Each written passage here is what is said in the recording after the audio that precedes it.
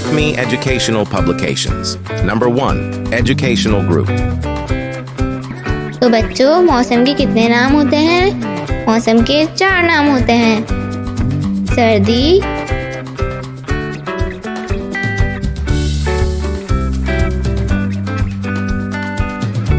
गर्मी,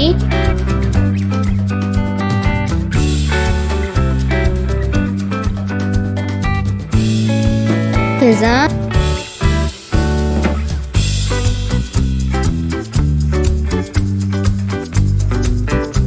बहार।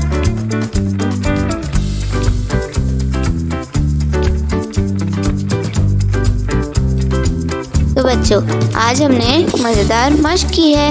इसी तरह की और मज़ेदार वीडियोस देखने के लिए आप हमारे चैनल को लाइक करें, सब्सक्राइब करें और शेयर करें। मिलते हैं अगली वीडियो में। जब तक के लिए अल्लाह हाफ़िज़ प्यारे दोस्तों।